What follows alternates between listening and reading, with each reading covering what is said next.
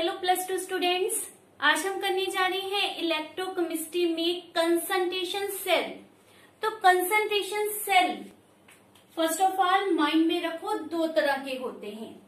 एक होता है इलेक्ट्रोलाइटिक कंसंट्रेशन सेल, मैं शॉर्ट में लिख रही हूं, और दूसरा होता है इलेक्ट्रोड कंसंट्रेशन सेल। क्या डिफरेंस है दोनों में? नाम से ही आपको क्लियर होगा। इलेक्ट्रोलाइटिक इट मीन्स जिसके इलेक्ट्रोलाइट की कंसंट्रेशन में डिफरेंस हो। फॉर एग्जाम्पल हम दोनों तरफ जिंक सल्फेट ले लेते हैं, ये भी जिंक सल्फेट है, ये भी जिंक सल्फेट है। इसकी कंसंट्रेशन लेट C1 है और इसकी कंसंट्रेशन लेट C2 है। यहां पर एनोड है, ऑक्सीडेशन टेक प्लेस, और ये cathode and here reduction take place. ये हमारे पास पोरस पार्टीशन है।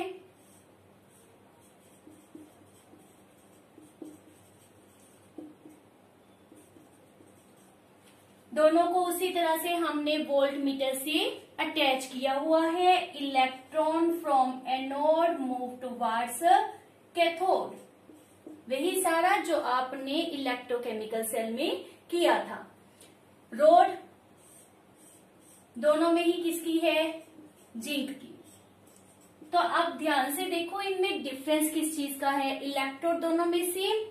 Electrolyte in this case is of C1 concentration और in this case C2 concentration. तो जिनकी इलेक्ट्रोलाइट की कंसंट्रेशन डिफरेंट हो उन्हें कहते हैं electrolytic concentration cell.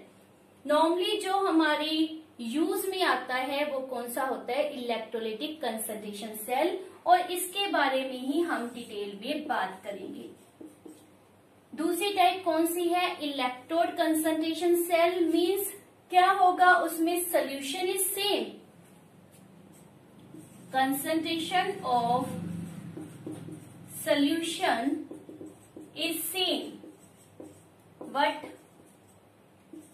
electrode is different। तो आपने उसे क्या नाम देना है? इलेक्ट्रोड कंसंट्रेशन सेल का। हमने अभी कहा कि हमारी मेन यूज में क्या आता है? Electrolytic concentration cell. तो इसकी डेफिनेशन दोबारा से देख लो। Electrolytic concentration cell is a cell in which electrodes are same but concentration of electrolyte is different। ये आपने मेनली याद करनी है। अब आते हैं इसकी रिप्रेजेंटेशन के ऊपर, इसके एक्सप्रेशन के ऊपर। तो हमारे पास इलेक्ट्रोलाइटिक कंसंट्रेशन सेल की रिप्रेजेंटेशन कैसे होगी? ऑक्सीडेशन में क्या होगा? Zinc change into zinc, 2 positive release 2 electron, इसकी कंसंट्रेशन क्या होगी? C1। वहां दूसरी तरफ कैथोड के ऊपर zinc 2 positive change into zinc by the use of 2 electron, और इसकी कंसंट्रेशन क्या होगी? C2। इसके साथ ही मैंने क्यों लिखा? क्योंकि हमें नियरेस्ट इक्वेशन में मेनली क्या चाहिए होते हैं? Metal ions. रिप्रेजेंटेशन कैसे करेंगे? Zinc 2 positive having concentration C1, this is our salt base. Zinc 2 positive having concentration C2, this is our zinc. ये हमारे पास कंसंट्रेशन सेल की रिप्रेजेंटेशन हो जाएगी। नेरेंस इक्वेशन कैसे दी थी हमने? E cell E naught cell minus 0.059 upon n, जो इस केस में कितना होगा 2 log product concentration which is, इन दोनों का सम अप करके देख लो चाहिए आप,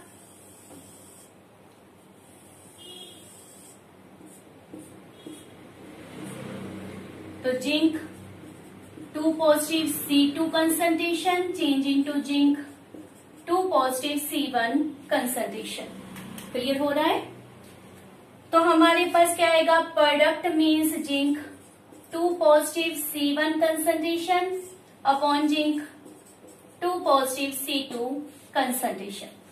ये इसके लिए हमारे पास क्या आ जाएगा, एक्सप्रेशन। लेकिन अब बात ये है कि जो E0 सेल होता है जिंक के लिए, वो तो एक फिक्स कंसंट्रेशन के ऊपर होगा, दैट इज ऑफ 1 मोलर। उसकी वैल्यू कितनी थी, दैट इज -0.76। तो एनोड की भी उतनी, कैथोड की भी उतनी, तो वैल्यू कितनी आ जाएगी इस केस में E0 सेल की, 0। तो left is what, E cell. अगर ये माइनस के निशान को मैंने रिमूव करना है तो log के बाद वाली टर्म क्या हो जाएगी, इनवर्स। तो क्या एक्सप्रेशन आ गया, 0.059 upon n log zinc 2 positive C2 upon zinc 2 positive C1 means reactant upon product. अगर माइनस रखते हो तो प्रोडक्ट अपॉन रिएक्टेंट, और अगर प्लस में एक्सप्रेशन देते हो तो क्या आता है, रिएक्टेंट अपॉन प्रोडक्ट। अब यहां पर मेन एक और टर्म इंपॉर्टेंट है कि जो E सेल है वो पॉजिटिव आना चाहिए। पॉजिटिव कैसे आएगा, अगर C2 ग्रेटर देन C1 हुई, मीन्स जो आपके पास C1 है वहां पर oxidation take place at low concentration and reduction will take place at high concentration, तभी तो हमारे पास E सेल की वैल्यू पॉजिटिव आएगी। फॉर एग्जाम्पल यहां पर हम ले लेते हैं कंसंट्रेशन 10⁻³ मोलर है और यहाँ पर लेट 1 मोलर है, मीन्स इसकी हाई और उसकी लो कंसंट्रेशन ले लेते हैं। सिमिलरली आपसे अगर कर पूछा जाए कि what is the expression for H2H positive C1 concentration, salt bridge H positive C2 concentration H2, तो इसके लिए क्या एक्सप्रेशन होगा, वही दोबारा दैट E सेल, ये पॉजिटिव में लिखनी है 0.059 अपॉन n log, क्या आएगा यहाँ पर, प्रोडक्ट ओवर रिएक्टेंट या रिएक्टेंट ओवर प्रोडक्ट, तो माइंड में रखिए क्या आएगा, रिएक्टेंट ओवर प्रोडक्ट। और अगर ये प्रेशर की फॉर्म में दिया हुआ है, आपको दे दिया गया platinum H2 eight P1 pressure और दूसरी तरफ H2 एट P2 प्रेशर। प्लेटिनम आया माइंड में, हमने किसके लिए यूज किया था, for the electrode, finally divided platinum black use किया गया था, है ना। तो इसमें एक्सप्रेशन क्या आएगा, वही एक्सप्रेशन है, बट यहाँ पर हम प्रेशर की बात कर रहे हैं, तो हमारे पास C1 की जगह क्या आएगा, P1 और C2 की जगह क्या आ जाएगा, P2। तो ये हमारे पास एक्सप्रेशन होता है फॉर द कंसंट्रेशन सेल। क्या कहा था कि इक्विलिब्रियम पर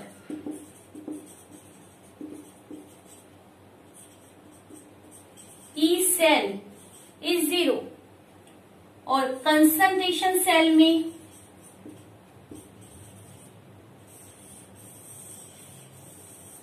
E0 सेल बिकम 0। इन दोनों बातों का आपने ध्यान रखना है। फर्स्ट ऑफ ऑल जो मैंने पिछली वीडियो में भी करवाया था, equilibrium constant from the Nernst equation, उसी को हम इन डिटेल कर रहे हैं। तो हमारे पास उस समय क्या एक्सप्रेशन बनाया गया था, E cell equal to E naught cell minus 0.059 upon N log product over reactant. But we well know कि at equilibrium molar concentration of product upon molar concentration of reactant किसके इक्वल होती है? Equilibrium constant K. So we put Kc here. But one thing more which is important कि आपके पास let ये oxidation cell और ये रिडक्शन सेल, इसमें क्या था हमारे पास? जिंक, और इसमें क्या था? कॉपर. इट्स पोटेंशियल इज 0.34 और इट्स पोटेंशियल इज माइनस 0.76. अब जैसे जैसे रिएक्शन कंटिन्यू होता है वैसे क्या होता है कि यहाँ पर जो zinc rod dip in zinc sulphate solution है, तो जिंक रेगुलरली डिसॉल्व हो रहा है जिंक सल्फेट में. Result concentration of zinc sulphate increase, और इसमें कॉपर सल्फेट में से कॉपर रोड के ऊपर डिपॉजिट हो रहा था, तो concentration of copper sulphate solution decrease. हमने क्या पढ़ा था कि जो इलेक्ट्रोड पोटेंशियल है that depend upon concentration of cell, temperature, nature of reactant. तो जैसे ही इसकी कंसंट्रेशन में चेंजेस आएंगी as a result electrode potential भी चेंज होगी. तो किस तरह से चेंज होगी? इसकी कंसंट्रेशन डिक्रीज हो रही है तो इसकी वैल्यू डिक्रीज होनी शुरू हो जाएगी. इसकी कंसंट्रेशन इंक्रीज हो रही है तो इसकी जो इलेक्ट्रोड पोटेंशियल है वो इंक्रीज होनी शुरू हो जाएगी. अब ये नेगेटिव से इंक्रीज हो रही है, ये पॉजिटिव से डिक्रीज हो रही है. तो वन टाइम कम्स जब दोनों की इलेक्ट्रोड पोटेंशियल सेम आ जाए, होगा ना. तो इलेक्ट्रोड पोटेंशियल अगर सेम आ गई तो E cell become 0 because E cell क्या था? E cathode minus E anode. तो हमारे पास वो सिचुएशन कब आती है? At equilibrium. इक्विलिब्रियम के ऊपर E cathode equal to E anode होने के कारण ई सेल जो होगा वो क्या हो जाएगा? 0. सो इस एक्सप्रेशन में हम क्या रेफर करेंगे? 0 equal to E not cell minus this one expression. Simple. So put the value, take the value on other side.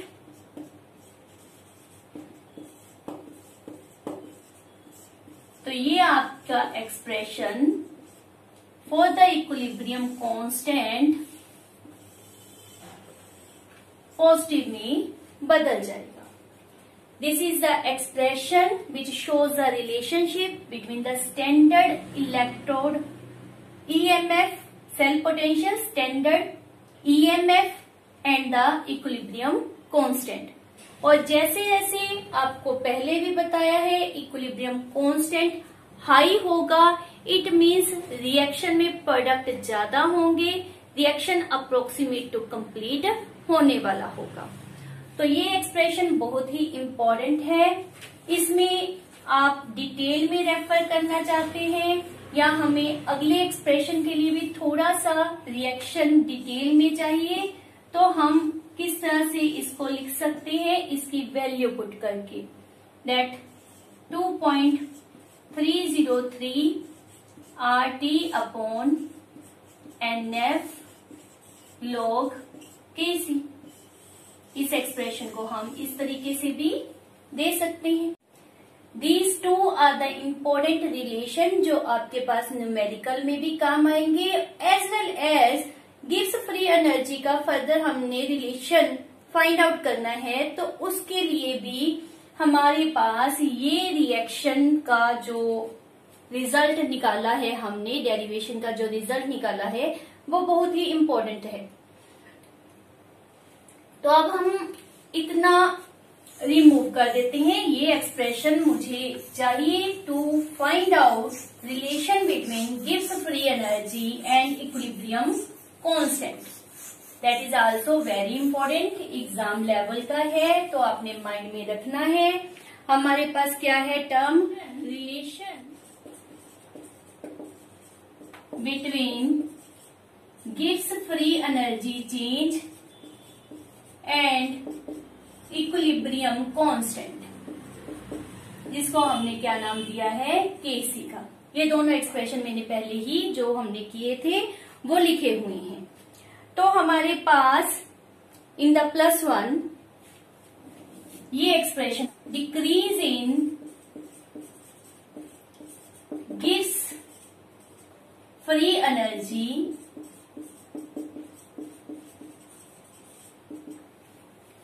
is equal to electrical work done। ये आपने पहले भी किया होगा तो इसको हम क्या रेफर कर सकते हैं, negative delta G equal to work done, कौन सा है, electrical.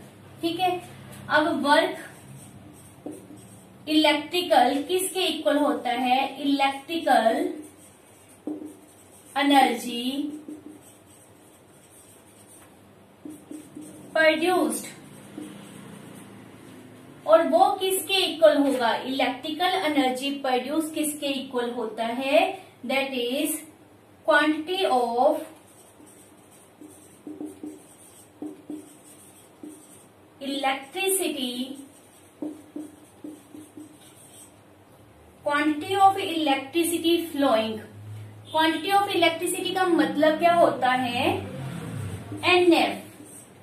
N means number of moles of electron change, F Faraday constant जिसकी वैल्यू आपने 96500 याद की हुई है। तो it is electrical energy produce is equal to quantity of electricity flowing into EMF।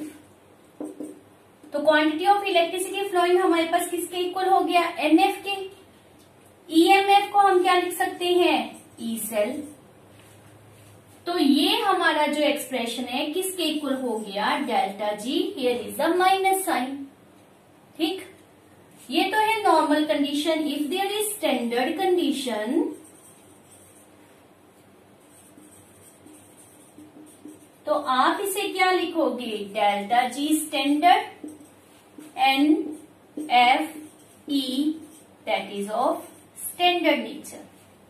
ठीक, ये हमारे पास स्टैंडर्ड कंडीशन के ऊपर डेल्टा जी और ई सेल का रिलेशन आ गया। पर मुझे एक्सप्रेशन चाहिए डेल्टा जी का इक्विलिब्रियम कांस्टेंट से। तो अब हम क्या करेंगे, इसको 1 मान लेंगे, और ये जो एक्सप्रेशन हमारे पास है इसको मैंने मान लिया 2। कोई प्रॉब्लम नहीं, ये आपको पता ही है। आप यहाँ पर लिख सकते हो कि हमारे पास E0 सेल और KC का रिलेशन ये होता है, तो इसको नंबर 2 मान लिया। नाउ पुट द, ये रब कर रही हूं मैं, नोट हो चुका होगा आपका। Put the value of number 2 in the number 1। ऐसे रिजल्ट क्या आ जाएगा, delta G note minus NF E0 की जगह पर वैल्यू 2.303 RT अपॉन NF log KC। अब NF रिमूव हो जाएंगे, मीन्स ये नंबर ऑफ इलेक्ट्रॉन के ऊपर डिपेंड नहीं करता। तो डेल्टा जी नोट का हमारे पास एक्सप्रेशन क्या आ गया, minus 2.303 RT log KC। This is the important relation जो न्यूमेरिकल में आपको चाहिए ही चाहिए। यहाँ पर माइनस साइन आता है, ये आप मेनली दिमाग में रखो।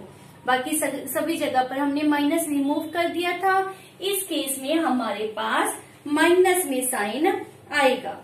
माइनस आना क्या रिप्रेजेंट करता है, डेल्टा जी माइनस है, और delta G minus means reaction is spontaneous in nature. तो इट मीन्स क्या होगा, रिएक्शन जो होगा वो आपका स्पॉन्टेनियस होगा। और यहीं से हमारे पास ये भी मीनिंग निकलता है कि जो ई नोट सेल होगा वो आपका हमेशा क्या होना चाहिए, पॉजिटिव, क्योंकि के सी जो हमने निकाला था वो कहाँ से निकाला था, ई नोट ऑफ सेल से। तो अगर डेल्टा जी हमारे पास नेगेटिव है, ई नोट पॉजिटिव, ये था नियरेस्ट इक्वेशन के द्वारा हम equilibrium constant as well as Gibbs free energy किस तरह से रिलेट कर सकते हैं। तो मेरी इस वीडियो को लाइक, शेयर एंड सब्सक्राइब जरूर करें। मिलते हैं हमारी नेक्स्ट वीडियो में जहां पर हम करेंगे about the battery cells. Till then bye bye.